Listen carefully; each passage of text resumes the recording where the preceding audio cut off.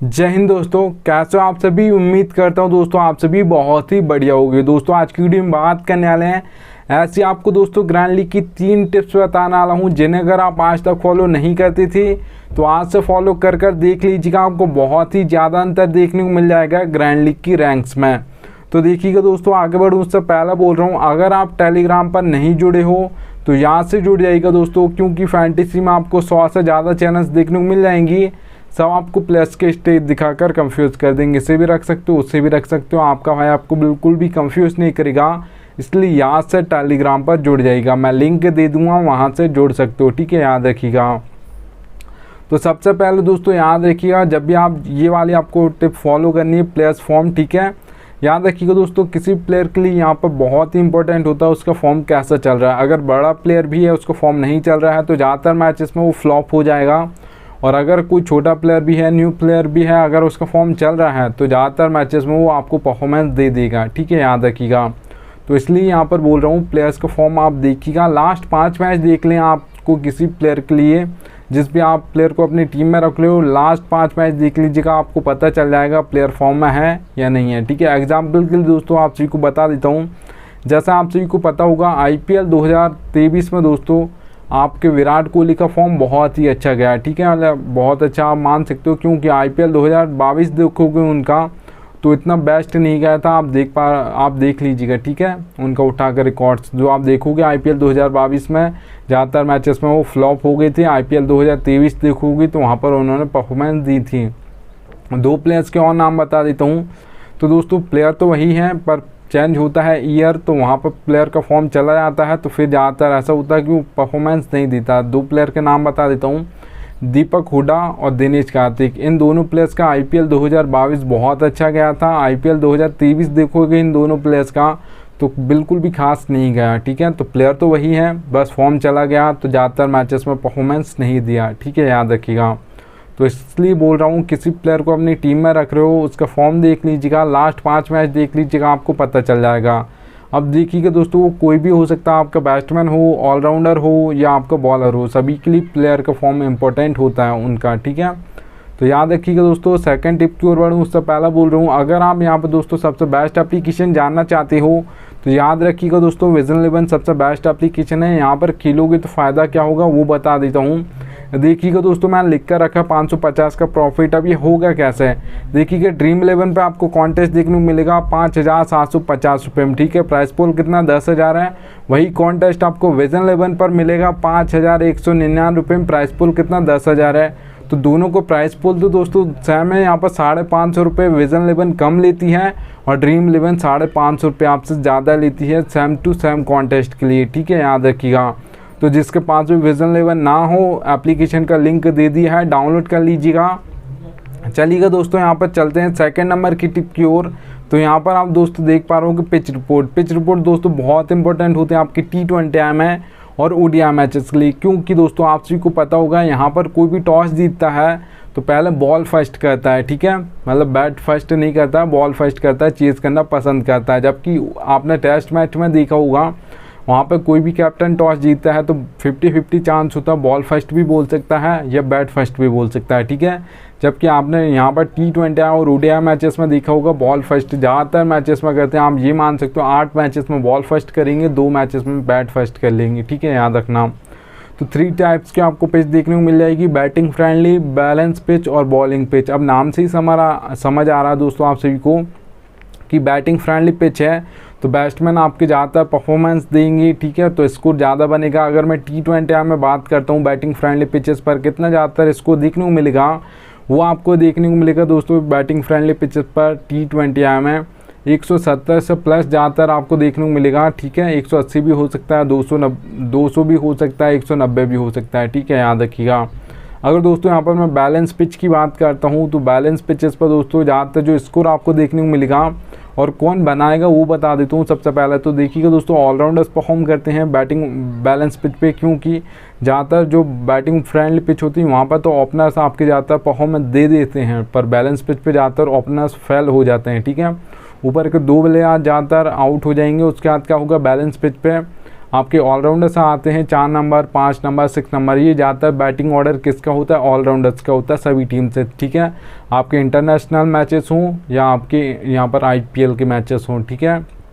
तो 4 number 5 number पर allrounders आते हैं, इसलिए उनकी बैटिंग जल्दी आ जाती है बैलेंस पिच पे, और वो आपके बैटिंग से भी पॉइंट देते हैं, फैंटेसी पॉइंट, और यहाँ पर एक आध विकेट लेकर भी देते हैं, तो वहाँ से भी उनको फैंटेसी पॉइंट मिल जाते हैं, ठीक है।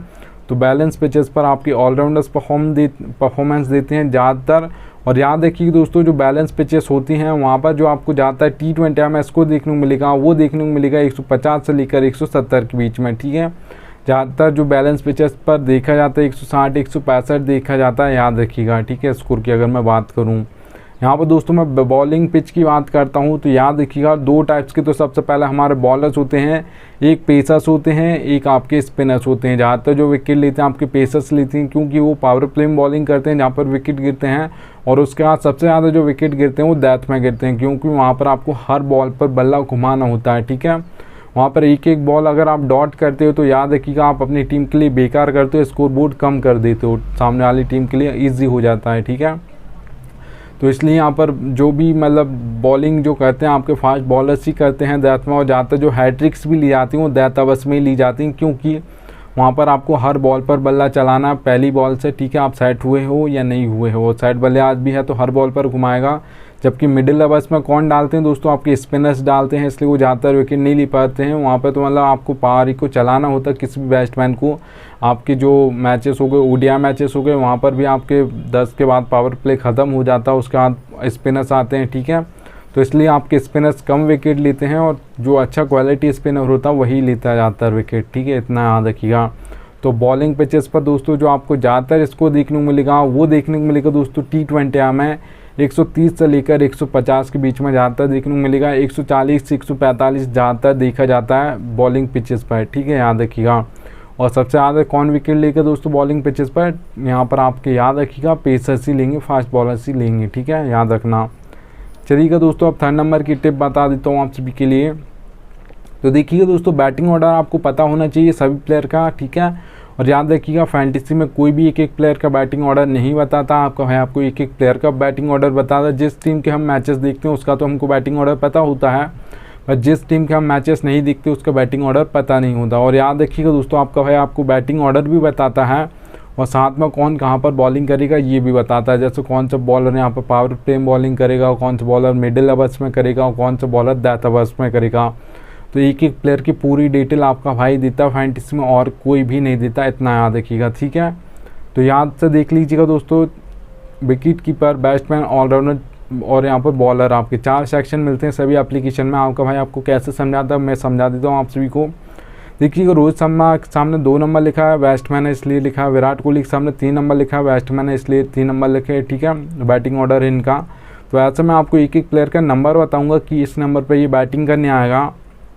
और फिर देखिएगा दोस्तों, ऑलराउंडर है अगर कोई तो कैसे समझाऊंगा। देखिएगा हार्दिक पांड्या के सामने आप 5 नंबर देख पाओगे, इनका बैटिंग ऑर्डर मैंने लिखा है, ठीक है। ज़्यादातर 5 पर आते हैं आपके, यहाँ पर मैं बात करूँ T20 में, तो यहाँ पर देख लीजिए। और उसके आगे आप O/M भी देख पाओगे। बॉलिंग कहाँ पर करेंगे? अगर हार्दिक पांड्या ऑलराउंडर है तो बॉलिंग भी करेंगे, अगर 2 ओवर डाल रहे हैं तो कहाँ पर करेंगे?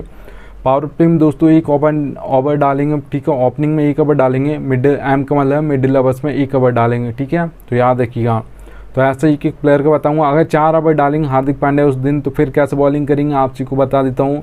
फिर वो पावर प्ले में 2 ओवर डालेंगे, ठीक है, ओपनिंग में मतलब 2 ओवर डालेंगे, P लिख सकते हो या तो आप ओपनिंग ओवर्स बोल सकते हो।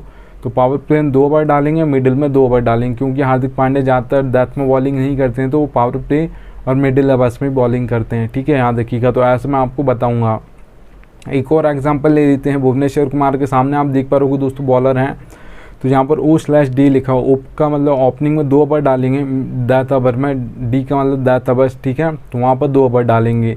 तो एक एक प्लेयर का बताऊंगा याद से, ठीक है। अब SRH से खेलते हैं, इंडिया से तो खेलते नहीं हैं। जब इंडिया से भी खेलते थे तो कहाँ पर बॉलिंग करते थे? पावर प्ले में 2 ओवर डालते थे और डेथ ओवर्स में 2 ओवर डालते थे। मिडिल में कब डालते थे दोस्तों? तभी डालता है कोई भी एक्सपीरियंस बॉलर मिडिल में, जब कोई बल्ला सेट हो गया हो और आउट ना हो रहा हो तो, ठीक है, याद रखिएगा।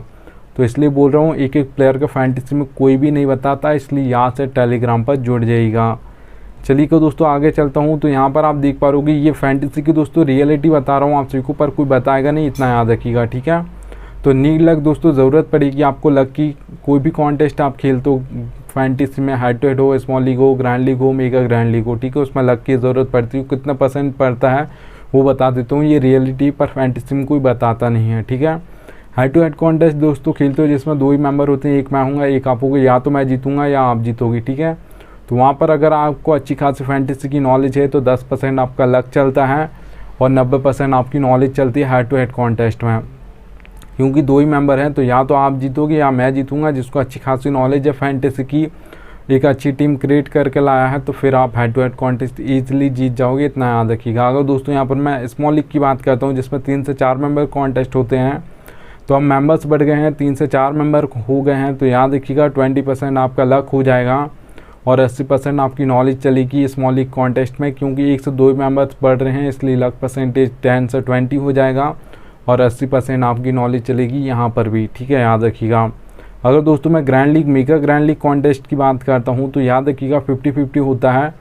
ग्रैंड लीग में आपको अपना 50% बेस्ट देना है। जिस दिन लक आपका 50% बेस्ट देगा उसी दिन आपकी ग्रैंड लीग में फर्स्ट रैंक आएगी, नहीं तो नहीं आएगी। और देखिएगा दोस्तों, आप ये अगर बोलोगे कि 100% लक चलता है grand league mega grand league में, तो ऐसा नहीं होता है, क्योंकि आपने ज़्यादातर देखा होगा जो ज़्यादातर मैचेस होते हैं वहाँ पर कौन सी फर्स्ट टीम आती है, 1 2 3 4 5 6 इतनी नंबर्स की ज़्यादातर टीम फर्स्ट आती है। बहुत कम होता है कि 15 16 18 19 नंबर की टीम फर्स्ट आ जाए, ठीक है, याद रखिएगा।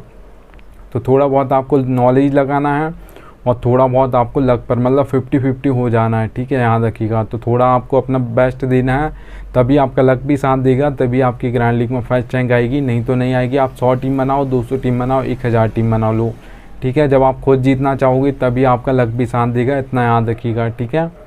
ज़्यादातर आपको जो टीम्स बनानी है दोस्तों grand league mega grand league में, वो 5 से 6 टीम बनानी है, उससे ज़्यादा मत बनाइएगा, इतना याद रखिएगा। चलिएगा दोस्तों, थैंक्स इंडियन आ चुका है। अब मिलता हूँ आप सभी से नेक्स्ट वीडियो में, तब तक के लिए जय हिंद।